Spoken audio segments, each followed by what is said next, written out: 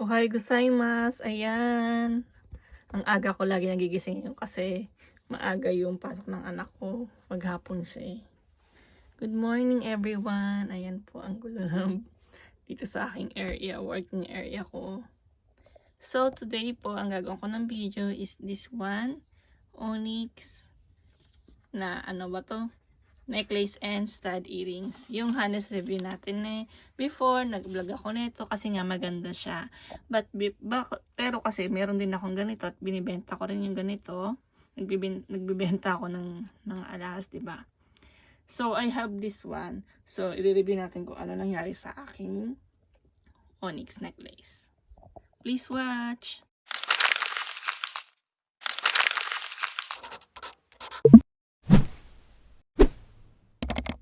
So, ayan po. Maganda naman siya. At favorite ko rin siya suotin. Yung akin, ito po is, nasold ko na. Then, yan, pinakita ko lang. Tapos, ang ganda ng stud, kasi may stud din akong ganyan. Tumaas na nga yung price. This one is 8mm, yung akin is 10mm. Medyo mas malaki siya. Ganito yun sa isang 10mm. Ayan siya. Mas malaki siya kaysa dito sa 8mm. Ayan. 8.5 pala to. 8.5 and 10mm yung available niya. Ayan yung size niya. This one naman, yung dito niya is 4mm, yung bilog na onyx. Tapos yung pinaka-gold niya is 8mm. Ayan. Tapos dito rin is gold. Ayan, may nakalagay naman na K18. So, yan.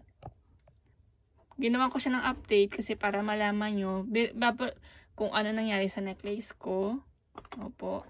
Kahit inibenta ko, syempre, I want to be honest. Hindi ako, honest ba? Tama ba?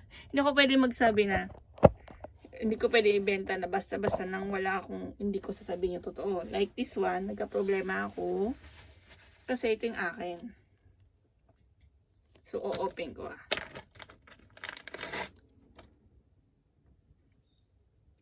Maganda po siya. Ayan hindi naman nagbago yung kulay ng gold niya. Ang nagbago, yes, may nagbago. Wow. Sa pakaw niya. Ayan, okay naman yung dito po. Ayan, maganda naman yung onyx niya. Ang nagbago po, hindi pala pakaw, yung salak, ito Look nyo po. Naging ganito siya. Hindi ko alam kung bakit. Tapos, gold naman to. May nakagana kay 18. Tsaka hindi ako pwede magbenta ng peke na ganito kasi tsaka magsuot ng peke kasi nangangati po ako. Nangangati ako magsusugat yung leeg ko. Dati puro sugat leeg ko nung nagsuot ako ng peke. So yun, nagulat ako bakit ganun ang nangyari. Yung order ni Madam is 40cm. So sinabi ko sa kanya bago siya mag-order, "Ma'am, may ganyan din po ako na onyx. Kailang yung sa lock after many years, after na siguro ilang buwan, ilang taon, nag-change color siya. Hindi ko alam kung bakit, kung acidic ba ako or sa chemical. Kasi ang K18, meron siyang hinahalo na iba pang, iba pang materials bukod sa gold para tumigas nga, diba? So maybe that's the reason. Kasi hindi naman siya gold lang. Meron siyang hinahalo. Hindi ko alam kung ano hinahalo. At nagbago yung kulay. Pero pag yung key, hindi naman nagkakaganyan. Kaya na-stress ako. Like this one. Ito hindi naman nagbago. Tingnan nyo. Tagal-tagal na nito Diba? Kaya same naman sila na 18K. So, I don't know why. That's why. Kaya nag-update ako ng video. Para makita nyo yung mga nanonood sa akin, followers ko, na gustong mabili ng onyx na ganito, tsaka yung, I think, pati yung malachete ba yun? Nakalimutan ko Parang same lang din sila, tsaka yung pearl. Yung same lang yung material na ginamit sa lakan. Nireklamo ko na to sa supplier ko, sabi ko, nagbago yung kulay. Then, pinalitan nila ng bago. Sabi, pwede naman daw papalitan ng bago, paayusin ba? Papalinis ba yun or andun, I don't know kung ano yung tawag. So pinadala ko, then after ng 1 year na, ito nga, after ilang buwan, naging ganito na naman ulit siya. So hindi ko nga alam kung bakit kaya nireklamo ko rin siya Syempre pinaghirapan ko rin yung pambili, binili ko yan, 'di ba? Ginagamit ko to pag may event. So ngayon, nag-give up na po ako. I mean, hindi ko na siya pinaayos ulit. Oo, kahit na free, syempre yung shipping, 'di ba? Sagot ko.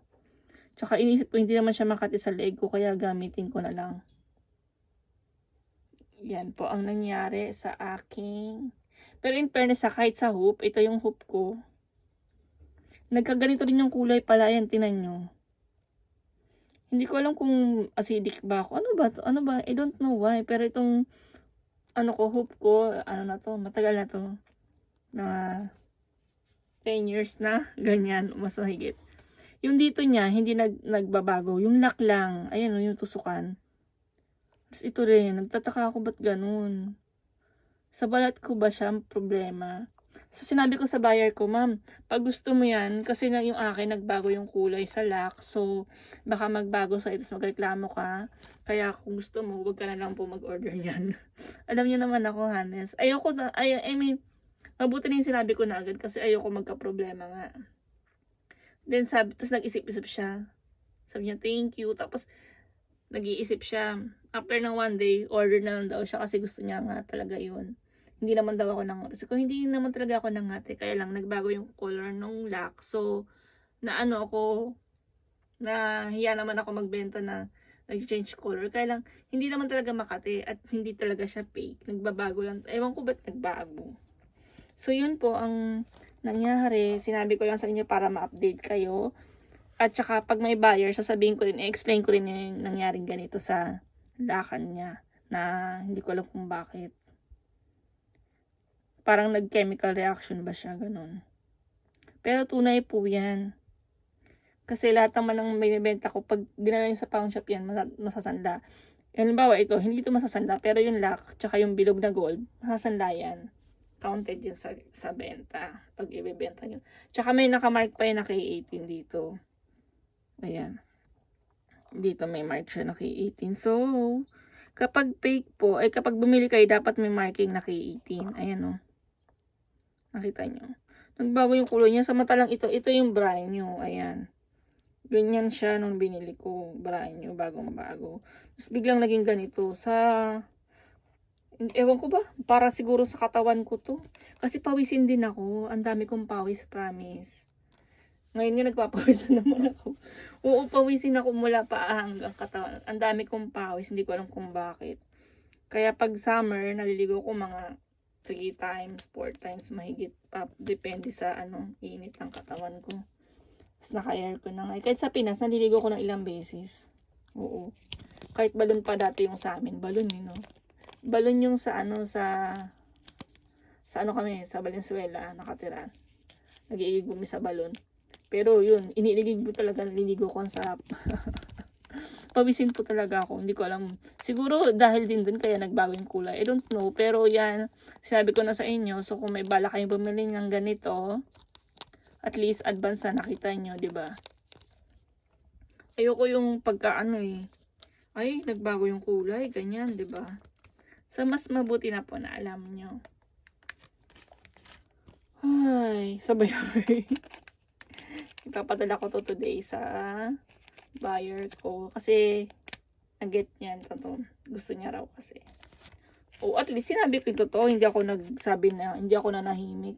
Mas okay po kapag halimbawa ganyan na alam niyo naman na nagbabago yung kulay or may something. Sabihin na, explain nyo na para hindi magagalit kung example na may mangyari man. Opo, at saka kung ayaw, edi no choice ako, ayaw.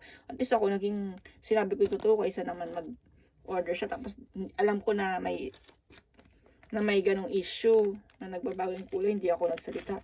Pero yung gold niya, itong gold na bilog, hindi siya nagbago. Kaya malamang talaga yung balat ko sa likuran or ewan ko ba. Iba yung siguro material ng lakan.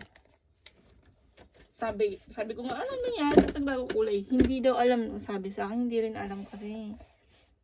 Pero pwede daw paayos, libre naman pabalik sa dating kulay. Kasi na parang mendoksay ba? Ano ba yung mendoksay sa Tagalog? Hindi ko alam sa Tagalog. Parang bang waste time. Waste time lang ba yung papaayos ko na naman eh. After na ilang buwan, magbabalik na naman sa kulay. Sabi kong ganun. So, ayan po. Thank you po, madam. Arigato. Lagay. Suki ko yun eh. Thank you po sa pag-order. Bibili kita chocolate. Lalabas ako ngayon. Kasi pag may chocolate, nauubos ng asawa ko. Tsaka anak ko. Kaya hindi ako nag-stock ngayon. So, thank you po for watching. Ayan po, pag may gusto kayo, PM me and go to my description box sa more info. Arigato!